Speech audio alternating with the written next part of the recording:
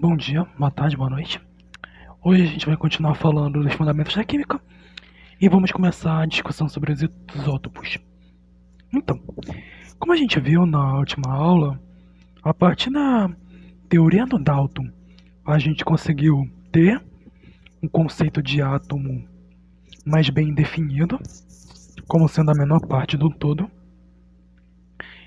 Depois disso, necessariamente houve-se a sofisticação dos modelos atômicos para o que a gente tem hoje, de modo que abrangesse todas as descobertas científicas, e também começou a se considerar o que? Considerar o átomo como um ser que tem muitas partículas dentro deles, partículas muito menores do que o próprio átomo. E por causa dessas partículas, então vai haver diferenças como se dá a estrutura do átomo. E como a gente viu, a massa é diretamente influenciada pela quantidade de prótons e quantidade de nêutrons dentro de um átomo. Se eu sei a quantidade de nêutrons, a quantidade de prótons, eu sei basicamente a massa. Então, foi a partir disso que o conceito de isótopos surgiu, visto que em muitos experimentos, e principalmente com a criação do espectrômetro de massas, foi possível ver que átomos do mesmo elemento tinham massas distintas, por mais que fossem do mesmo, evidentemente do mesmo elemento. Então, começou-se a pensar o que pode se influenciar que meu átomo, mesmo sendo igual, tivesse uma massa diferente. Mesmo o meu átomo igual, do mesmo elemento, tivesse uma massa diferente. Então, foi assim que se deu o salto do átomo de Thomson para o átomo de Bohr, onde no átomo de Thomson eu considerava o meu núcleo só com prótons, e o meu átomo de Bohr considerando o meu núcleo também com meus nêutrons. Começou então uma sofisticação ainda maior das teorias atômicas. E com essas descobertas, principalmente com a descoberta de que se dentro do meu átomo, por mais que ele seja igual, ele tenha uma massa diferente em comparação com os iguais, então algo vai estar influenciando nele. E o que vai influenciar nele é a partícula subatômica chamada nêutron, que, a depender da quantidade de nêutrons, a massa vai ser diferente. Não só agora dependendo da quantidade de prótons, mas também a depender da quantidade de nêutrons. Algo que é muito importante para essa discussão sobre a diferença entre massas de átomos iguais foi William Francis Ashton, em que ele, através do primeiro espectrógrafo de átomos, ele descobriu que em diferentes átomos de neônio se existiam massas distintas. No caso, existiam massas em que o átomo de neônio era 20, 21 e 22 vezes mais pesado do que o átomo de hidrogênio. Ou seja, se eu pegasse meu átomo de hidrogênio e comparasse com o meu átomo de neônio, eu veria que meu átomo de neônio poderia ser 20, 21 ou 22 vezes mais pesado. Isso se a gente considerar o nosso átomo de hidrogênio como tendo massa 1, então, consequentemente, a massa do neônio seria 20, e 21 e 22.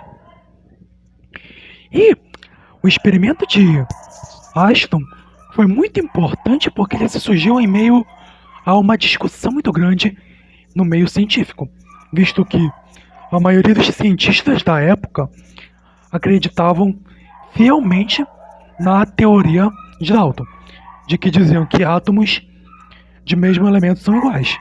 Ou seja, se eu chegasse e dissesse, meu átomo de neônio tem uma massa diferente, mesmo sendo átomo de neônio, os cientistas da época chegariam a dizer, diriam, não, tem um erro no teu experimento, um erro na balança que tu pesou, um erro no método que tu fez. Mas nunca tentaram aprofundar. E quando aprofundavam, chegavam em dados estatísticos ou criavam teorias muito desenfundadas, sem um fundamento teórico. E isso causou muitas discussões. Até mesmo o próprio experimento de Aston foi muito discutido e foi difícil de ser aceito. Porém, quando foi aceito, se tornou hegemônico. Não é à toa que hoje em dia, eu como professor, você como aluno, temos que saber sobre isso, tá?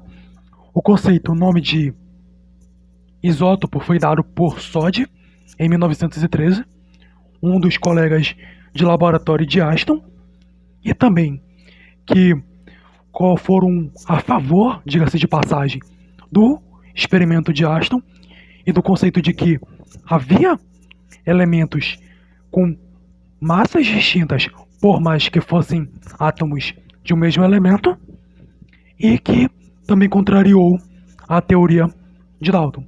Não é à toa que, ao longo do tempo da ciência, as teorias foram modificando. E essa mudança da teoria do Dalton para ter a teoria mais sofisticada que temos hoje em dia se dá a todas essas mudanças. E, obviamente, essas mudanças não vão estar isentas de discussões e de disputas no meio científico. Um artigo que é muito bom para vocês lerem caso tenham tempo é o artigo Aston e a descoberta do isótopo, do Alexandre Medeiros. Se caso tiverem tempo e quiserem ler, fica aí de recomendação, tá? Ele traz uma discussão muito mais aprofundada sobre as discussões, o contexto histórico do experimento de Aston e que vale muito a pena para conhecimento. Então, com o experimento de Aston e com a descoberta do nêutron, com a criação do nêutron, foi aplicado no átomo de Bohr. Com o átomo de Bohr, a gente começou a ver que o nosso núcleo era composto por prótons e nêutrons. Os prótons têm carga positiva e uma certa massa. Porém, se eu fosse adicionar uma outra partícula, essa outra partícula não tem que causar mudanças na estabilidade do próprio átomo.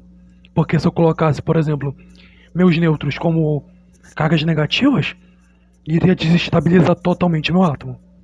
Ou, se eu colocasse eles como cargas positivas, iriam ficar muito mais sobrecarregados. Ou seja, eu ia ter que ter muito mais elétrons dentro do meu átomo. Ou seja, o nêutron, ele se cria na base de que ele é igual ao próton, tem a mesma massa, tamanho praticamente idêntico. Diga-se de passagem, vamos comparar eles como bolinhas. Porém, o nêutron tem carga neutra. Daí vem o nome, nêutron. Onde ele vai ser meio que alguém que não vai ter carga. Ele não vai ter carga e não vai influenciar na carga do meu núcleo. Porém, só vai considerar, então, causar diferenças na massa do meu átomo. Ou seja, com prótons, só prótons, eu vou ter a carga. Com nêutrons, eu vou ter a mesma carga, porém eu vou ter uma massa distinta. E é mais ou menos assim que se dá a relação entre isótopos. Então, como eu falei, a gente viu que o neônio era 20, 21 e 22 vezes mais pesado que o átomo de hidrogênio. Se a gente for ver na tabela periódica o neônio, ele tem a massa 20 e o número de prótons 10, ou o número atômico 10. Então, se a gente for ver a massa respectiva do neônio é 20, 21 e 22. Então, se a massa do meu neônio é 20, 21 e 22, se, obviamente, eu vou manter as mesmas características do meu átomo, como o caso de número de atômico 10, então o que vai diferenciar entre o neônio com 20 de massa, com 21 e 22, vai ser o seu número de prótons. Ou seja, se eu chego e te digo, ó, esse neônio tem 22 de massa. Então, ele vai ter o quê? 10 prótons e 12 nêutrons em seu núcleo. A mesma coisa se eu chegar e dizer que esse neônio tem 20 de massa. Então, o meu neônio tem 10 prótons e 10 nêutrons. E o que a gente vê nas partículas se a gente, caso pegasse um átomo de neônio, expandisse e olhasse dentro. A gente veria aqui no neônio 20, essa é a nomenclatura que a gente costuma usar, tá? Para isótopos, o neônio, o número do elemento, seguido por sua massa. Neônio 20, então quer dizer que o neônio tem 20 de massa. O neônio 20, ele vai ter o quê? 10 prótons e 10 nêutrons. Ou seja, 10 prótons vão contribuir com uma massa de 1 e os nêutrons vão contribuir com uma massa de 1. Então 10 prótons e 10 nêutrons, eu vou ter 20 de massa. A mesma coisa para o neônio 21, eu vou ter 10 prótons. As características do meu elemento vão se manter as mesmas, tá? Vale ressaltar isso. O número atômico sempre vai se manter o mesmo. A única coisa que vai mudar é o número de prótons. Então, meu número de prótons aqui no neônio 21 vai ser 11. E no neônio 22, pois eu vou ter o mesmo número de prótons, então o número de nêutrons vai ser 12. Você vê ali na nomenclatura embaixo do neônio 20, neônio 21, neônio 22, que a gente vai ter o nome do neônio na tabela periódica com 2 subscritos. Um na esquerda em cima e um na esquerda abaixo. Na esquerda acima vai ser a massa e na esquerda abaixo vai ser o número de prótons, tá? Então, continuando, algo que a gente deveria notar é que a diferença entre o conceito de nuclídeo e isótopo, tá? Pois pode ser que você se confunda quando a gente for estudar mais para frente nos tópicos mais avançados de radioatividade. A gente vai falar muito sobre nuclídeo e isótopos.